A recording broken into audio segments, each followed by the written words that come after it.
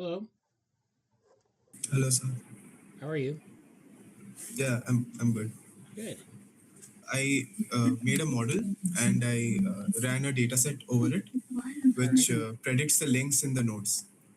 I'm Oh, planning to okay. use the same tool for creating a heat map over attention. I've also prepared some slides over it, so I can, of course, Yeah. Why don't you give an overview. why don't you go ahead and do that? Okay, I'll start then. So basically, what I'll go through today is a way of incorporating attention into the current DevoGraph development. So there's a paper and a model I went through, which is ESTGAL. It stands for Explainable Spatio-Temporal Graph Evolution Learning. And this basically how the researcher said that this helps us understand the formation of the connectome and the origins of its behaviors.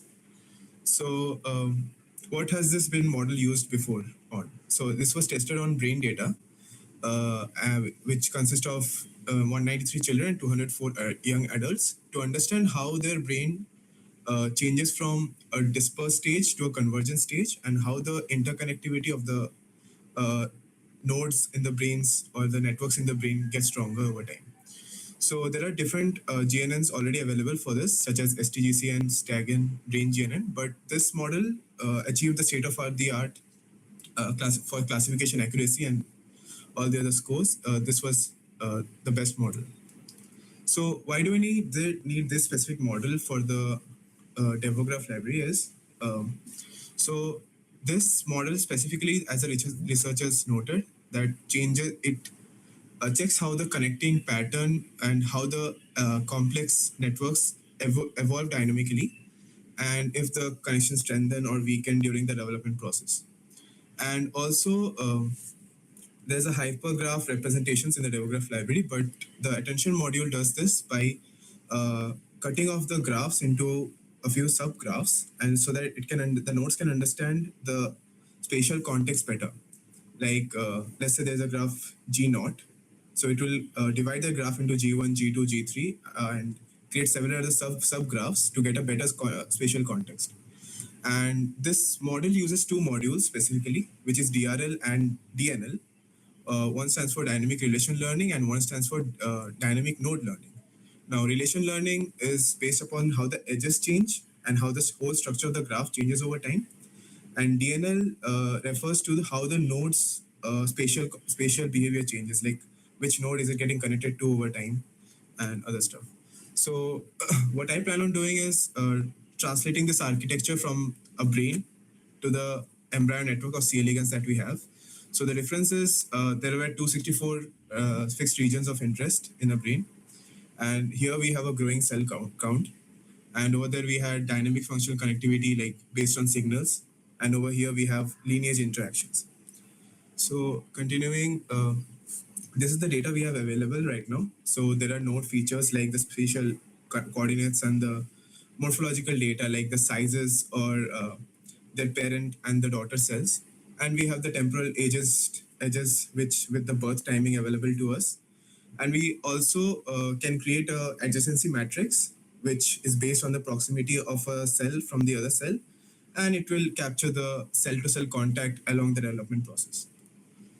So this is the DRL, which I was talking about. So DRL works on the basis of gated mechanisms, same thing like LSTM or GRU, the long short-term memory or the gated recurrent network. So it decides what to keep and what to forget. This also decreases the computation of the whole model. And so basically what DRL does is it checks the previous structure of the graph at a timestamp and then the next structure at a particular timestamp, and then it stores that data, and then it figures out like creates an attention matrix out of it, or gives the data to the DNL, which further processes according to the spatial context. So over here, this is a way the P naught is getting divided into the AB and P1 in the lineage. So for here, the DRL, what it will do is it will take the data of the P0 into the initialization matrix of the AB and P1, and it will compute it further so that the data doesn't get lost. And this is the proposed integration workflow that I made this using an LLM. So I gave it the way, the workflow, and it created a good visual out of it. So what we have available is the input and 3D spatial lineage CSVs, which we have available. And then we'll construct a graph out of it.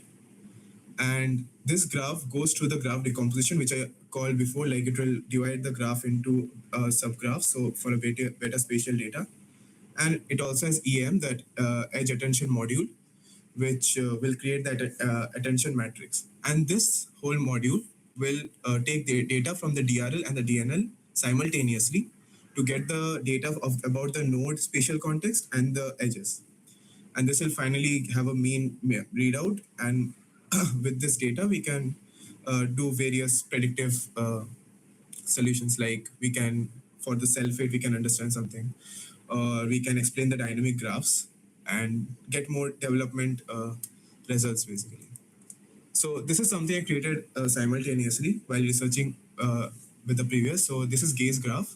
This was based upon a model which was used for segmentation before and track the paths. So this was the underlying architecture of the model that I made. And the right one, which you see, is the how the tool works, and the left one is the segmentation and the path linking. So I can also show the tool over here. This is the tool over here. So it's Napari. It's a visualizing tool where we can see how the paths are getting linked. So over here, what it's doing is predicting the associations between the cells, and it's creating a graph, you can say, or it looks like a lineage tree. So what it does is the blue lines which you see is the false positives, which is like it has linked, but the linking of the cells is wrong. So there are no false negatives. There are no cells which were supposed to be linked and has not linked. And so what I plan to do with this is, if I get an attention matrix of a cell with each other cells, so we can select a cell fate over here, and we can have an attention heat map about where it was the maximum and where it was the less score, and how the whole division affected the final cell fate. So that's what I concluded with. All right, that's very good. Thank you. That looks great. Are there any questions? Or? Yeah, I have a few. The visualization in Napari looked interesting. So that's Yes. is this like you're putting you're taking you're segmenting the cells, you're finding the edges basically. No, we have the cells and we have a ground truth. So basically what the model is doing is finding the associations between the cells over time, like how it's linking to each other over time. And then it's predicting those links. And when it's not matching, there is this blue lines where the cell has been not linked to the correct cell, but there was a linking that was supposed to happen at that time step. Oh, okay, so you're trying to sort of find the false positives and remove them. Yes. Okay. Yeah. So yeah, that's what that was. Okay. This is just a underlying segmenting model to understand how the tool is like visualizing it. But I plan to incorporate attention into this and create a heat map out of it. That's what I All right. plan. Yeah. Yeah. Well, that looks good. So for your attention mechanism, like what the improvement of performance is, or you haven't really benchmarked anything yet, but where. Yeah, but the previous, the paper which I showed was published in Neuroimage, and they worked on the brain data set, which has similar links and cells as the C. elegans. So I think this can also be, the architecture can be translated into the C. elegans, or I can try to do that, and it seems very feasible. All right. Yeah. And then, do you happen to know kind of what the state of attention is in graph neural networks overall? I mean, is this a common method now, or is it like a well-developed method? Are there papers that you can draw from to know kind of if you're going Yes, in the right direction? I have a couple of papers saved which I read through, Okay. 5-6 papers, but this model had the best related data sets with C. elegans, which we can use. That's why I presented this one. That's good. Yeah. Yeah. Thank you. Yeah. That looks good. Thank you, Barshan. Yeah, thank you. Any other questions? I don't think so. I guess. Yeah, but Okay. and Morgan Thank you is for interested in listening. neuroimaging, but yeah, he might have some questions later. Okay, okay. I'll paste the link in the chat of the paper. Okay, Okay. Thank you. thank you. So, who else wants to? Does anyone else want to present? Yeah, I'll present in some time. Like I'm just pasting some stuff in my PPT. I have stuff to present on hyperbolic spaces and how I'm working on the side. Okay, So yeah, I'll just give me like 10 minutes. I'll just present in 10 minutes. If anyone else wants to present, I can proceed. Else, I'll start. okay. Does anyone else want to present?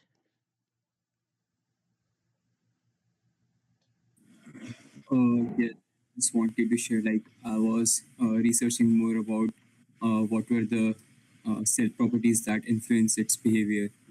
It's more of like the biology side, which we discussed in our previous meeting, like the tensibility stuff. I was, uh, I was wishing like Susan would might help me with it, validate what I was thinking. Okay.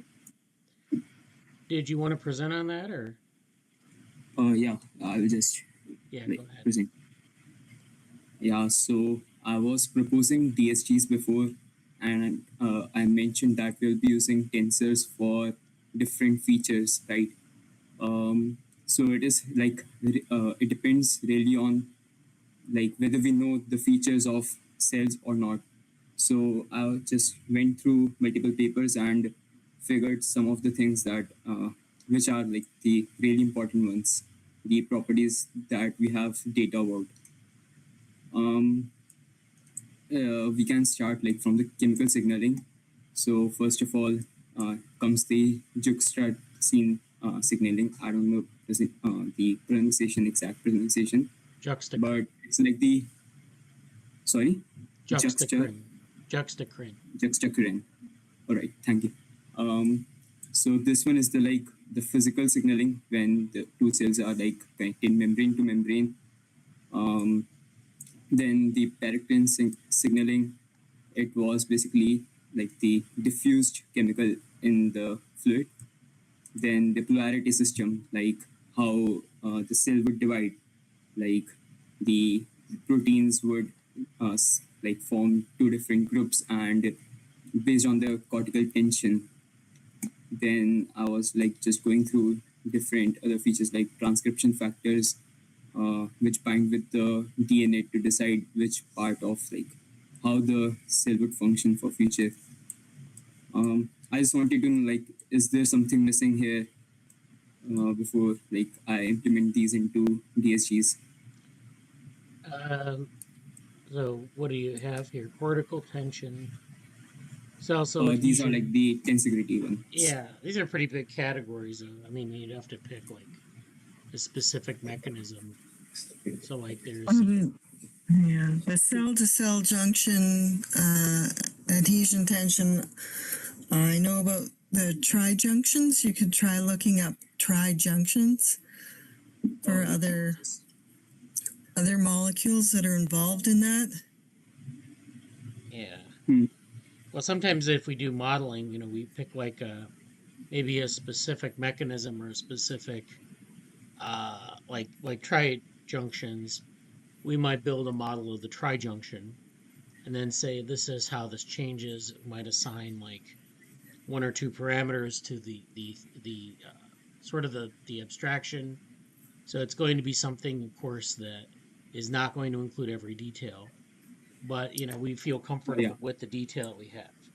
So that's kind of, Right. I mean, and then you can build up from there. So you have like a single relationship, and it may or may not be the most important one, but if you can get that working, then you can add on to that and then build up. So a lot of the stuff you have here is correct, but it's like we want to kind of start from like single relationships and build up, and then we can put Yeah, them that together. that makes sense. Like I would perfect one single relationship. Yeah. Then it would be easier to integrate more like in future. Yeah, yeah. I mean, you can simulate like large scale processes, but the problem there is like, it's like you have emergent effects and things like that. So it makes it harder to put things on top of it. Yeah.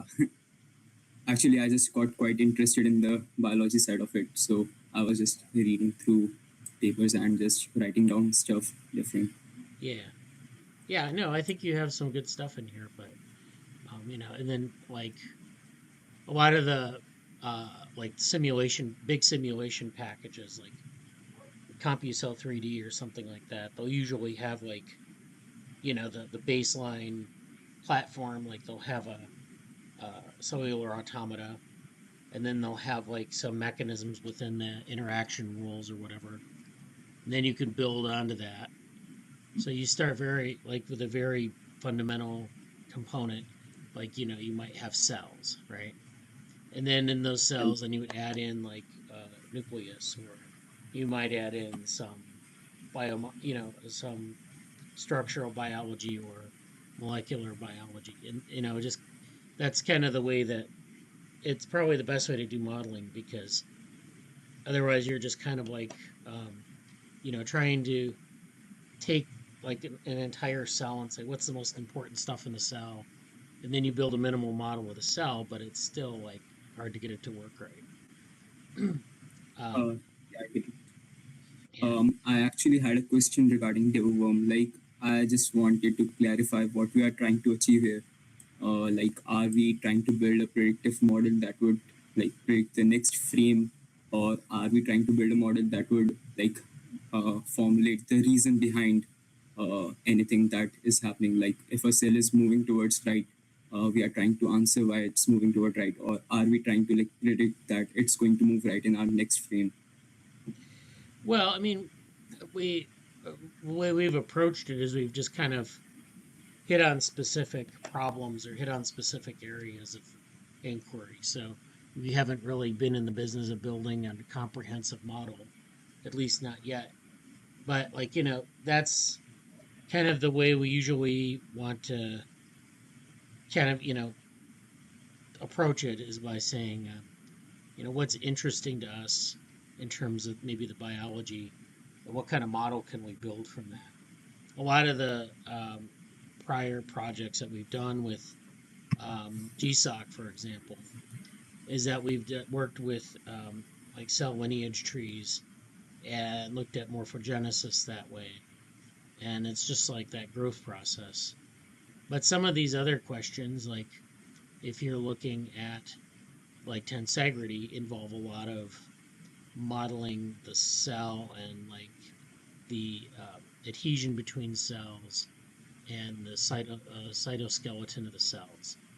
And so that's something that we don't really have a lot of tools with, but we could, build those kind of models and then answer questions. So, from our perspective, we might like to build a comprehensive model, but we haven't gone in that direction. So, we just don't have a lot to work from in terms of a comprehensive model. So we're kind of approach it by asking specific questions and building small models, or sometimes you could integrate something like there are all sorts of packages, but there's like CompuCell 3D, which is hard to get to run for maybe like if you're trying to do simulations like this on top of it. But we haven't actually built our own sort of overarching model of C. elegans or anything like that. So I would kind of maybe pick one of these or one or two of these topics and kind of figure out what needs to be put into place to get a good simulation running. And then, we could go from there. All right, I get it. So actually, I proposed DSG in our last meet, and I think I couldn't do justice because I was like really nervous that time. I would like to explain it further. I have clarified some of the things in my mind. So let's take DSGs. Let's just forget DSG for just forget the name and think about it like. Let's do this. Let's just consider we have a cell and we consider a cell as an agent in our system. We set some ground rules for our agent, like we have the DNA, which is immutable and would remain the same for every cell, right? Then it has some internal state, like its X, Y, Z coordinates, and maybe its volume, and some of its other chemical properties, right? It's maybe like, what can we say? It's TF, like the TF that are activated here. Then I'm trying to build the system, like I'm trying to model it differently, like a generative model. So we start from one cell, we have some ground rules, it would break into two different cells. We will set like some time, and maybe like these rules would define how it will break. Then we'll just run this model for, let's say, 50 different steps. So it runs till 50 steps. Let's assume that we have 4 different cells by the end of it. These would be EMS and P1 and ABP and AVA, right? So we can then run it back. Like now the learning part happens at this point, right? So we'll use an optimizer. So we just run it back. Then we try to figure out the constants that like are functioning with these properties. So like I'm trying to build a white box model instead of GNNs, right? So these are the features that I'm suggesting that we are using. Like I'll focus on one or two at the like moment, since that would make more sense instead of like mingling with each of them at the same time. So I'll take 1 and 2 features that I believe are like I'm super comfortable with. Then I'll try to figure out like the constant values, or in our case, like we can say weight, but wouldn't be a matrix, I would say, wouldn't be a matrix. Instead, let's say a constant would be there, multiplied, which will tell how much like weight I'm providing to this specific like feature. This is like my idea right now. What would you say about that? And like this would like totally function with the spatial awareness. So these agents would be like there in a simulation. Like the model itself is the simulation, instead of like building a simulation afterwards on a training data set. I'm saying like we build the simulation and let it decide what's going to happen, and then like make it learn things. So you actually want to, could you explain to people what a white box simulation is? Sorry. What is a white box simulation? Could you explain that? Let me tell you. Like, so I start with an agent. I will start with a cell like the zygote, and I have some rules set in that that are same for all the cells. There's no awareness about like other cells here. So decision, like a decision a cell would take, is based off its own rules and its environment. This environment will vary when more cells get added, and like some of them might interact with each other, are pushing each other. That would like change how the other cell would make its decisions based on its own rules and these new properties, like maybe physical interaction, or maybe some chemical that's being released into the space in our environment. And so white box part here is that whenever something happens at every frame, let's suppose this cell moved like 0.001 millimeter to its right. At this exact point, I can know what were the exact properties, each of them, and I can figure out pattern later on when I'm training on like larger, like I have finished training on these 50 steps. Then I can figure out like what are the exact properties that like I can find the exact pattern that decides what's going to happen next. So I can say for surety that if these values are these, then this cell would divide into these two. Even in future, even in like other mutations, that would remain exactly the same. That is what I'm trying. Okay. Yeah. I mean, I think it's important to distinguish that from a black box model and make sure that we know what that is. So yeah, this is, and then, so basically you'd run a simulation, but also have like this component of like learning and like a kind of a graph neural network type approach where you're sort of Oh, finding I and would say learning. there's another differentiation that we can say. Like in a GNN, so like these features that I'm pointing out right now, I'm trying to write them manually and figuring them out based on other researches. These are the features that GNN learns itself, but it wouldn't tell you like it might be using this exact feature, but we wouldn't know for sure since there is no like representation of that. These are just like represented by matrices and GNNs. So instead of like matrices, I'm saying I believe that these are the only features that decides how a cell would function, and believing that I'll build my model around that. Right. That is the like main change.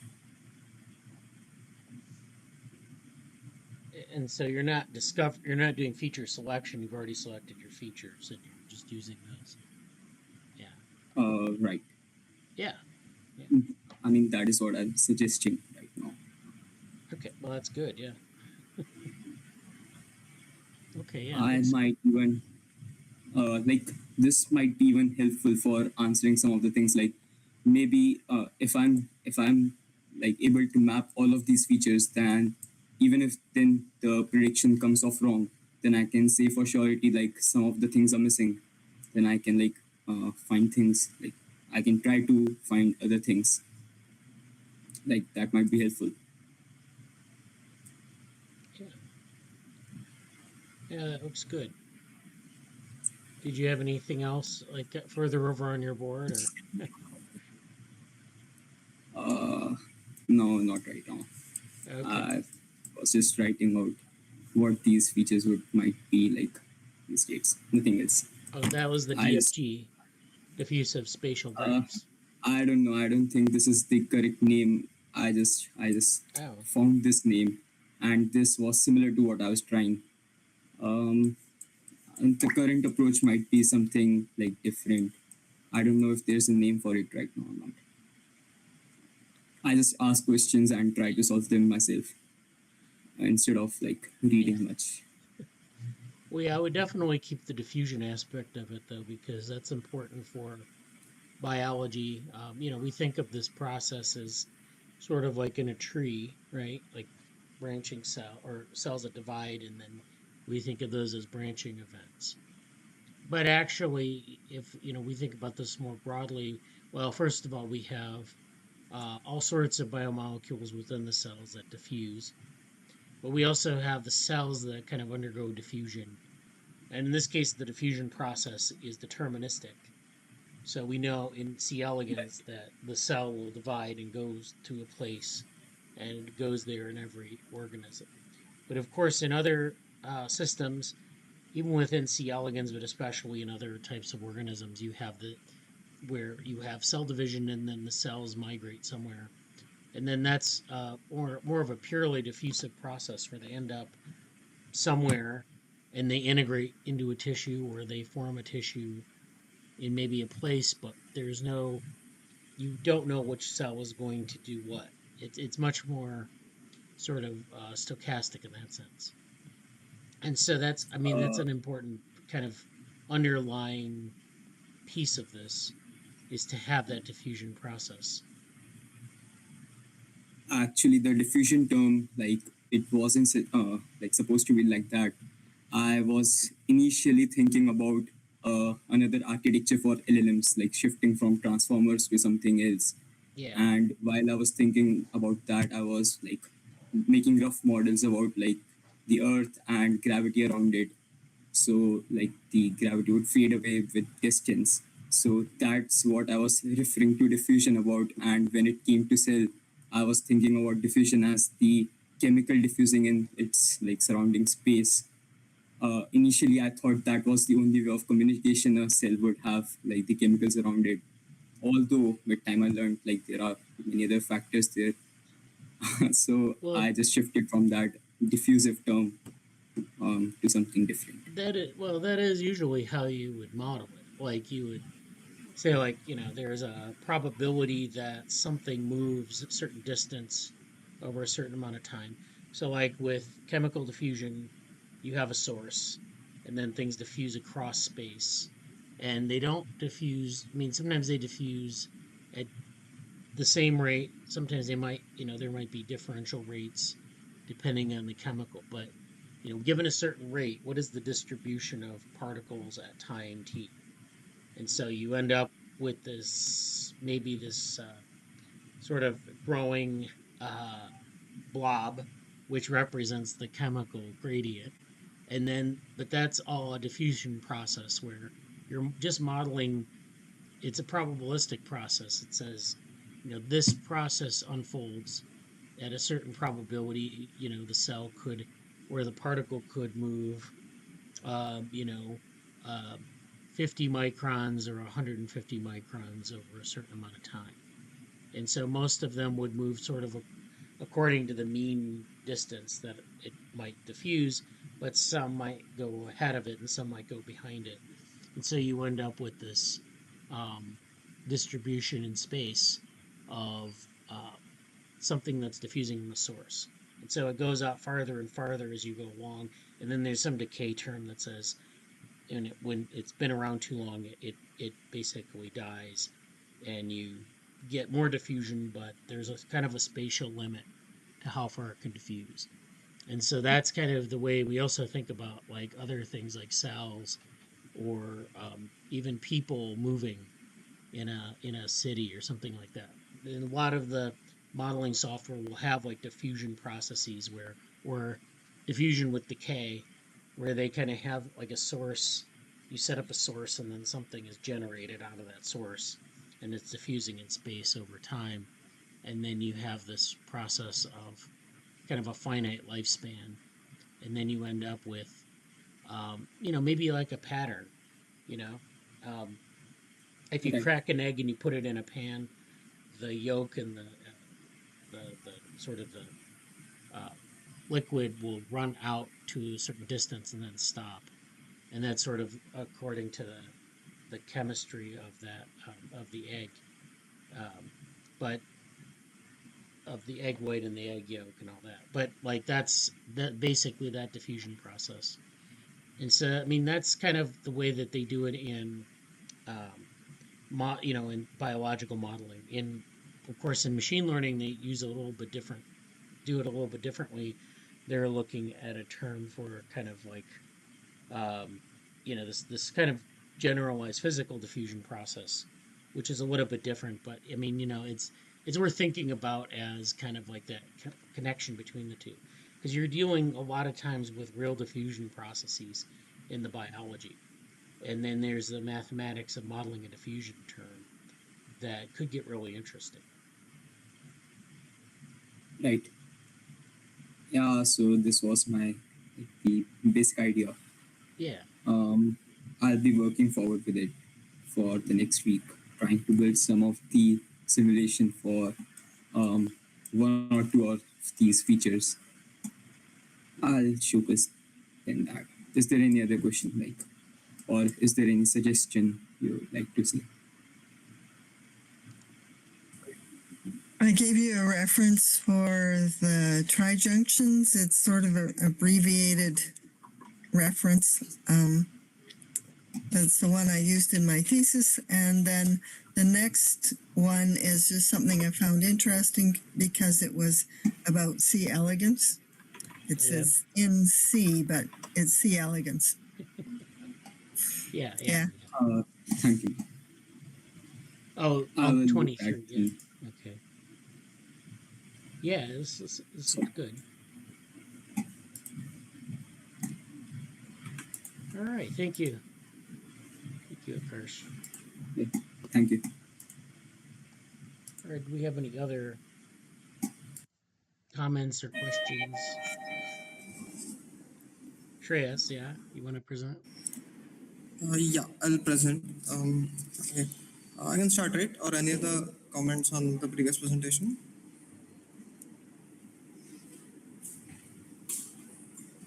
Okay, I'll start presenting.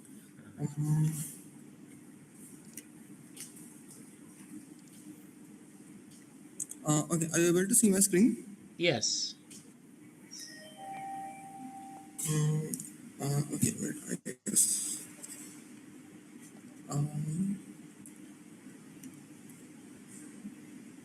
Okay, so for the last week, I was working on exploring the hyperbolic spaces for interpolation of connectome and see if are they useful.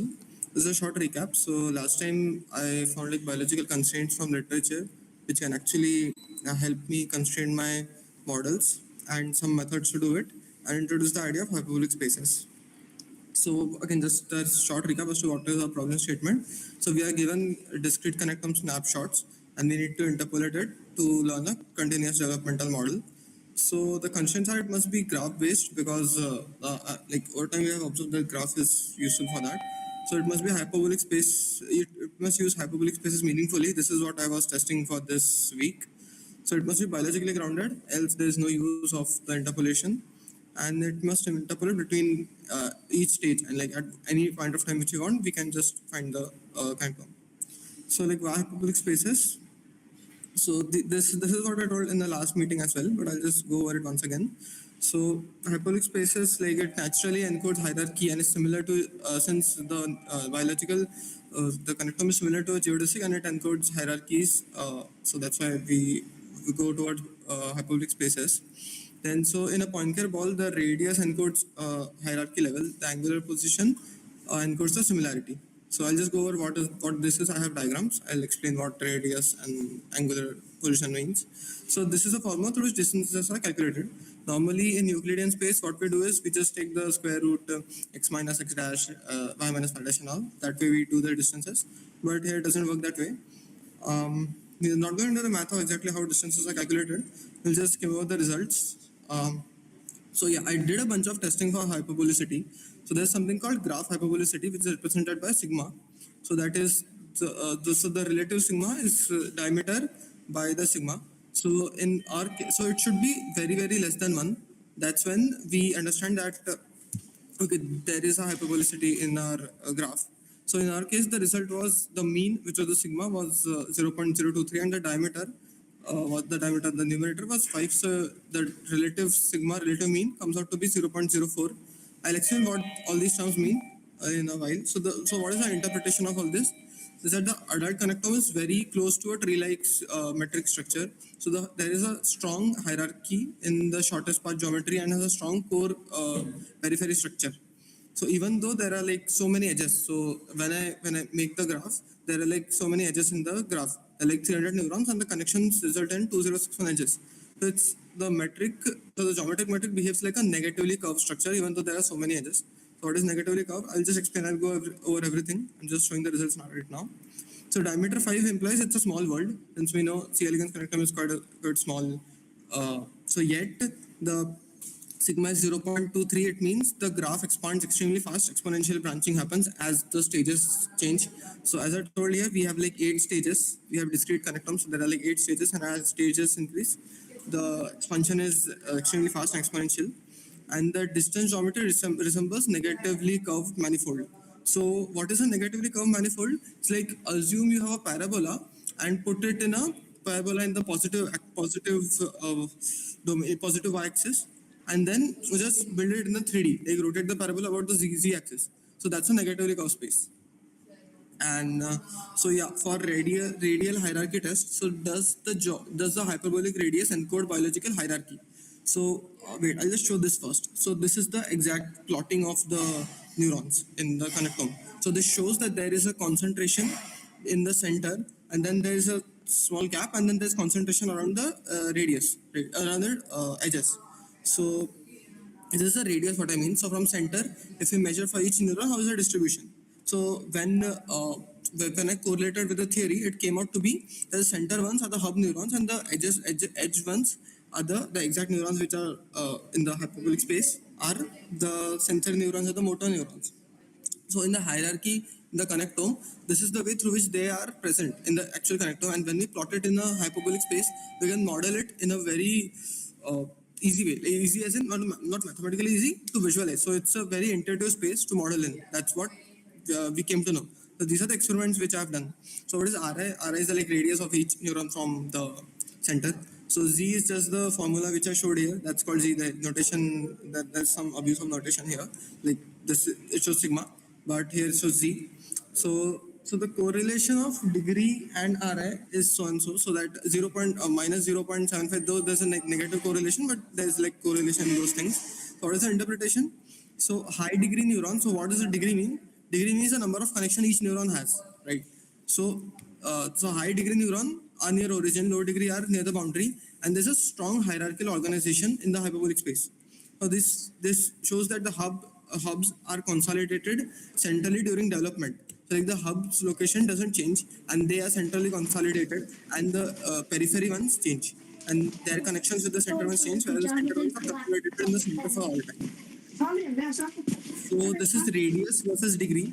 So as our degree is less, so if you see the ones near zero, the ones which have degree near zero has a large radius. The ones which are degree like high, like say 50, they have a very small radius, and the density also decreases. Like the hubs are less in number, whereas these are large in numbers. So this is the radius versus degree plot, and all this is in the hyperbolic space, right? I'm just like telling it again and again because we tend to go into imagining into a Euclidean space. This is a hyperbolic space. So yeah, this is the diagram which I showed earlier. Now yeah, going to radius drift analysis. So wait, I have a slide. Yeah, so radius. Okay, wait, anyways, I'll just go here. So we measure change in R with time. So how is time changing? And we model that with a regressor. As to like there are some parameters beta naught, beta, and a log term. Like of R only, a log term. So this regressor explains with the R square score of 0.33, which is not great. Like it's just fine. R square essentially means how much variance can be explained, right? So how development varies with my radial degree, like how radius and development changes. That is what I'm trying to model. And now one thing, these are all statistical things. I have not involved any of machine learning in here. Okay, so this is just through regression. Okay, so the radial change is partly governed by. So we came to know when we model this like development versus the radius, right?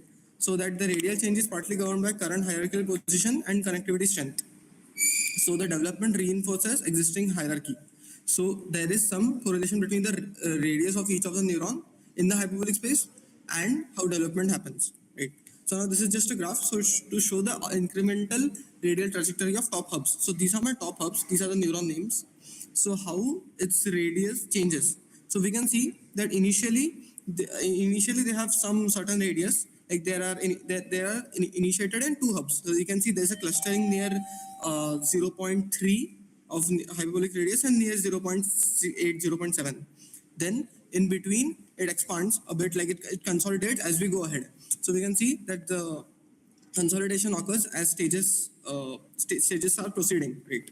Though there are some anomalies, you can see the orange line, it just suddenly spikes at some point, but all in all, they consolidate.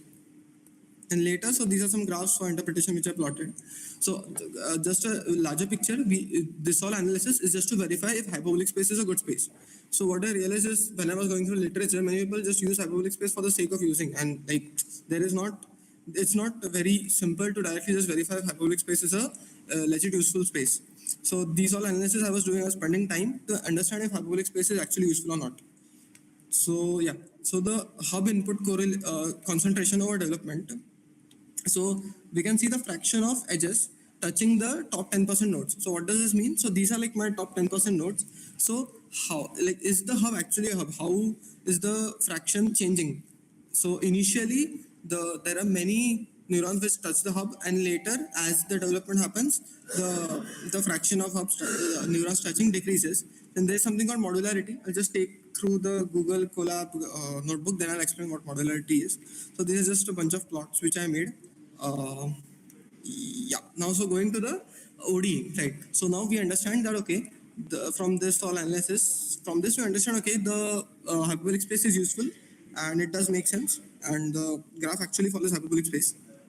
So what I'm doing is it's a mechanistic radial ODE. Okay. So what I'm doing is I'm trying to model the development through a mechanistic ODE. There is no learning in this right now. So why am I doing so? Because learning ODE in a hyperbolic space is a difficult job. in Euclidean space, we can learn a ordinary differential equation quite easily. But in hyperbolic space, we need to take things slow. We cannot just randomly put a graph neural network at it or some neural network MLP at it and just expect it to learn. So that's why I'm taking things slow and going step by step as to how things are going on, right? So we propose a mechanistic radial ODE. So what does radial mean? Currently, we are not taking into account the angular factors. So as you can see here, like two factors. One thing, we can see radius or we can measure the angle. So each point can be characterized by two parameters. Either its radius or its angle. This is like basic like +2 math. So we are just using the radius as of now because we weren't getting much information from the angular. Later we do use angular, but a basic model we'll try to build through a radius. So what is DRI? Change of my radius with respect to time is model so and so. And that is correlated with the development as I showed you here. So we have a radial drift analysis, how radius changes and how that correlates with my development. And this is, I'm modeling through a mechanistic model. So this explains the radial contraction, as I showed here, the radial contraction, then the Hough stabilization over time, and the hierarchy consolidation. So what does stage-wise R2 mean? So as my stages are proceeding, how is my R2, how much explanation can I give through this model? So as my stages increased, my R2 score, which is basically like explanation of variance, that increased to 0.5 again. So last time we had 0.3. Now since we have a complex model here, we have explicit differential equation now. Earlier we were using a regressor. If you can see here, just a second. Yeah, here this was a regressed. This was not a differential equation. So here we use a differential. We use like math tools to learn the differential equation. And so yeah, here we learn a differential equation and the R2 score boosted to 0.5. Fine, cool. So the interpretation is that mechanistic law partially explains the development. But again, partially, it doesn't completely explain anything. So this is just a term which I'll be using. So this is something called sigma hyperbolicity, which basically tests if the network is tree-like, which we tested, I showed you. Then there's something called radius degree correlation. Is the hierarchy encoded radially, which I showed. Like, does radius and hierarchy are correlated or not? Something called radial R square. Is the consolidation mechanistic? How much can we model mechanistically and how much can we model through learning? There's something called AUC. That's the geometry predict connectivity. And it's also explained variance.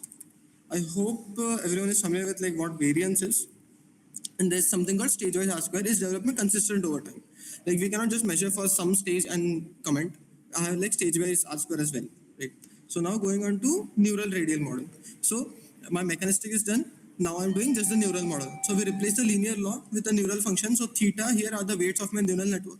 I have a small MLP into it, like a basic neural network, nothing fancy. So that has achieved the R2 score of 0.62, which was like nice. Okay, so the radial dynamics are non-linear and a neural network may work. But this is just a very, very basic neural network where I can interpret my weights. Okay, so now I have a hybrid model which is beyond radial. So this is a full geometric motion which has like the angular part, the degree as in how much connection each neuron has. So as I showed here, the degree matters. The color shows the degree of my connections to each neuron. That was not taken into account earlier. So now that thing is also taken into account. Yeah, so that thing is also taken into account now. So this is my neural network where I have my parameters which I learned from my mechanistic model. So this has mechanistic grounding along with, so this is like a hybrid model, mechanistic plus neural network. So this interpretation is a degree is a major driver for development. So its R2 score was 0.64, right? So the degree is a major driver for developmental motion. And so as I inputted my degree into it, my R2 score boosted. So it's a degree over continuous ODE. Then the degree is a major driver. Yeah, that is done. So biological interpretation is a synaptic reinforcement. If how many number of synapses each of the node has, that shapes my spatial consolidation, like how neuron moves and how the structure connectome establishes. So yeah, this is something which I got from this. So now adding graphs to the model. So up until now, I'll just give a short recap of what we did. So here what we did was that I have my connectome, I have its directed graph, right? So I have its directed graph as to what neuron is connected to what. I projected it into my hyperbolic space. I have embeddings for it. So how do I project? I just have a graph and then I learn the hyperbolic embedding of it. So first I projected it into my hyperbolic space. Wait just a second. I'll switch on my video. Right. So one thing is first we projected it into hyperbolic space. Then we ran a bunch of mechanistic models into it to get some parameters as to how radius depends, to have some mechanistic grounding and not just learn random things. Why? Because because in a hyperbolic space, learning from ground up from a neural network is not that easy. We need some mathematical grounding to it. That's why I use the mechanistic model where I use hyperbolic laws.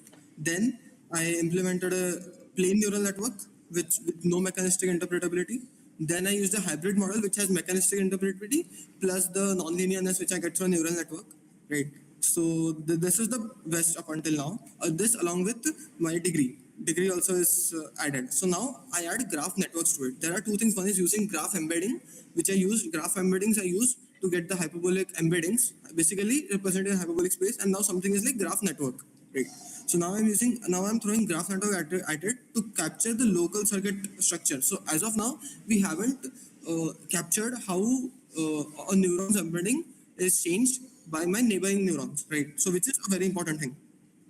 Wait, I guess this should be, this is a bit wrong. I guess it was 0.7. I pasted wrong number, I guess, right? So I'm adding my graph network to it. So this captures local structure, motif reinforcement. So motif reinforcement is something which I told in last meeting. As it said there are recurring bunches of 3 neurons. I have like a structure of triangle of three neurons, and that reoccurs many times in my network at multiple places, right? So that is what is called a motif. So it captures local circuit, motif reinforcement, and community effects. So velocity is basically, now since I'm doing a differential equation, I'm quoting it as velocity. And we can just write this as dr by dt also. It doesn't matter. So this has many features. So this is my zi.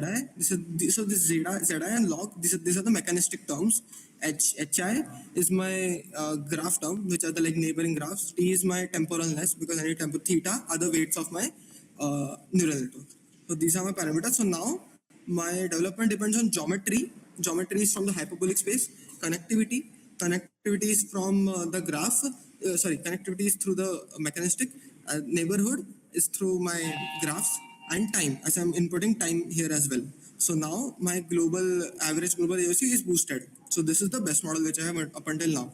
So this is something which is the prediction which it did, which is very similar to what we had got. So this graph which I plotted here is just the data. It's just the analysis and data of it. This is not any predictions, right? So this is the Poincare embedding of connectome. And now this is something which it generated, which it interpolated, right? And these are just a bunch of graphs where it's like the mean hyperbolic radius across development. So one thing which has been observed, I'll just show the Google Colab notebook, which then you'll understand even more. So there's something like there is a so initially the radius is less, it expands, and then it becomes less again. So there is a you can see if the shape is a bit in this way. So like it expands and then it goes down again. So you can see there are bumps in between, and then at the end it goes down like the mean radius. So right, and this is followed through my interpolation. So this is something which was a good result. Okay, graph the hyperbolic spaces actually work. I have implemented my graph network in a stepwise manner where I did mechanistic ODE, then I did a pure network, then I did a hybrid, and then I did graph network into it. So I added a graph layer into it. So instead of jumping directly to graph network, this is a good way to go step by step to understand what I'm actually doing, other is just making sense. So now the future work. So verify the findings which I have using metric discussed in last presentation. Last presentation I said that even if I have a interpolated connectome, if it's not functional, if it doesn't act like actual brain, it doesn't make sense. So one thing is that. So I'll try to do that functionalism if it's actually functional, if it actually works like a brain. So that basically is done by I have a data which I showed in last meeting where they have a connector and they biologically fired one neuron and they saw what all other neurons are fired with respect to it. So that data I have. So I'll try to do that. I'll also fire my neurons and see how other neurons are reacting to it. Then I'll verify motives, like actually go into the, like this I have in the hyperbolic space. I can project it back into the Euclidean space and see that what are the motives So I'll verify from the original data. I have a paper for that as well, which discusses motifs and what motifs are there in the biological connectome. So I'll verify motifs. And the third thing is I'll refine my model to increase my accuracy. So yeah, this is from my side. If you want, we can go over the code as well. But yeah, this is the presentation. I'm open for questions. Yeah, this looks great. Um, yeah, I've seen people model, and when you model an embryo, because it's this curved space, it's not just like Yeah, right, Euclidean exactly. distances. You want to have like a curvature, a representational manifold with curvature on it and all that. And so a lot of people will use hyperbolic spaces, or at the very least, some sort of like maybe something like a conformal map to do this, to represent cells and divisions, things like that. We did a little bit of work with conformal maps in a study of the Drosophila imaginal disc. So we've had a little bit of experience with that. And then, of course, thinking about how differentiation trees can unfold on a curved space. So did a little bit of work on that, but it didn't really. I'll have to pull that out. We didn't really do very much with that. So I mean, this is useful in a lot of ways. And then what you're proposing here is there's of course this representational aspect, and then the learning aspect, which is of course harder, but ultimately you have this process that's amenable to learning, and that's kind of the whole point of doing I guess the ODE type uh, learning models that you were talking about before. So this is kind of building. You have the ODEs, you have the sort of the learning models, and then you have the Hello. hyperbolic spaces. Yeah. No, this is good. Hello. I'm audible. Yeah, you're Can you on. just repeat for a sec? Actually, I just connected my headphones, so I lost for Oh a yeah. second. I lost the thing for So a I second. mean, Yeah. yeah, you have like the ODE part, you have the learning part, and then you have the hyperbolic representation. And so that's kind of, Exactly. yeah, that's good. And then yeah, so actually, I don't know, maybe you and Utkarsh should talk or get together on something, because I think there's some connection here with kind of what you're trying, what like having this model that's kind of you're kind of approaching this kind of from the top down. And I'm kind of interested to see if you talk about each other's work, what you might kind of come up with in terms of insights. But anyways, this was good work. Thank you. I'll pull out that stuff on the conformal maps and the differentiation tree in a hyperbolic space, or in a curvature. It was actually like a curved space. So um, I'll come up. I'll bring that out like next week. I have to go find it. Sure. Sure. Yeah. All right. Yeah. Thank you. Any more I actually had questions? a doubt. Right. Yeah. Go ahead. Yeah. Sure. So, Susan just shared tricellular junctions, right? I was like going through them. So there's like a specific feature in GNNs. We have an edge connecting two different nodes, right? But in tricellular junctions, there can be three cells interacting together at like the same spot. So how can we model a GNN to like take that into account? Like how can we calculate a three-way interaction simultaneously? Well, I mean, the a network is basically, has as many edges as you like. If you have a node, there are a lot of edges there. So you would just model the junction as a node, and then the trijunction is basically like Oh, I got it. cell All right. boundaries or So the membranes that junction connect becomes together. another node, and Yeah, we yeah, are connecting the all right. yeah. You could have like a second class of nodes. So you'd have like the nuclei or the centroid is like one set of nodes. The junctions between, like, wherever two cells meet or something, is another class of nodes. So they're like, of course, they're bijunctions, they're trijunctions, there are four junctions, and so on and so forth. Because when you get cells in a sheet, they often pack in a way that has like a lot of kind of intersection points. And so that's what you're looking at, are intersection points, like where do the membranes intersect. So it's like having a, in a street map, having like a three-way intersection or a two-way intersection, or things like that. Yeah. I was also curious, like how we are using hyperbolic here. I mean, I missed the previous meetings, so I'm not aware like what is like the hyperbolic space uh, suggesting here. Like, what is it for? Well, I mean, like if we take our x, y, z coordinates, that's a three-dimensional space, but that's a Euclidean space.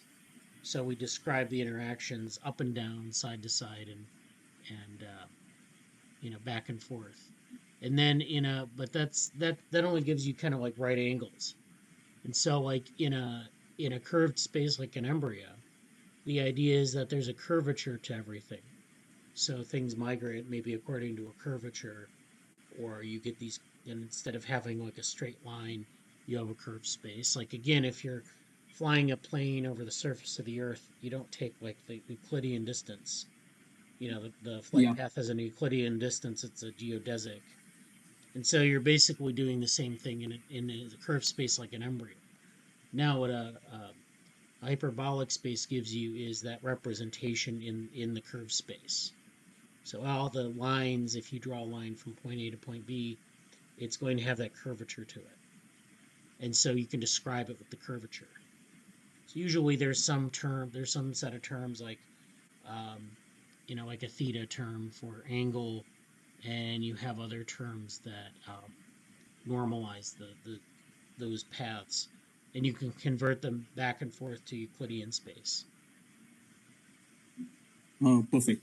Yeah. And like, are we still using like KNNs to connect the nodes? Like in case of cells, two cells might be like really close to each other, but still won't form a connectome. So in GNNs, in our case, are we like making like connections based on the agency, or are we using something different? You mean how are connections established? Yeah, right. Yeah, I mean, they're different criterion. So we could, if we're doing connectome stuff, it's usually like, we usually work from a map that people have devised. So usually there are like, gap junctions between cells. Those are connections, or synaptic connections. And usually, it'll be worked out by someone with like microscopy data who marks the connections between cells. So you can, there are different types of ways that people have established the connectomes and that sort of thing. But like if you're dealing with like just like say you have microscopy data and you want to say establish a set of connections, we might look at the adjacency, like how close two cells are, or we might look at actual chemical signaling. So if we see like a concentration of something, we could model like a single cell as a source of diffusion, and then the cells that are farther away are less connected because they don't have access to that diffusive substance. And sometimes you have more specific data like neuropeptide data or peptide data, where you can track the peptide concentration, and it's uneven. So sometimes it diffuses directionally. So sometimes you get those kinds of things where you can say anything that is in that path of that diffusing substance or that peptide is going to be connected. So there are a lot of ways you can sort of assess connectivity, and it's a there are all sorts of, there's a neuropeptidergic connectome that was published a couple years ago, which is basically that kind of diffusion type thing where it's peptide based, so it's like these biomolecules that kind of diffuse out and signal things, sort of short range but also long range. And so you can get these different types of connectivity maps. So it really depends on like the criterion you want to use for connectivity ultimately. And if that's Yeah. Yeah, so it's like a lot deeper than I thought it was. Well, yeah, I mean, the network is just a tool, and like you kind of use it to analyze these interactions, right? So what are the interactions? And then you have to kind of think about what possible. There are many possible interactions that we could model, and so we'd have like a number of networks that are based on different criterion, and then we can merge those together and say, what does that mean? What are the sort of what's the mean map look like? Or, how many of the maps have connections in common or something like that. All right. Yeah, it looks like Barshan wants to say something. Or That is it. Um, okay.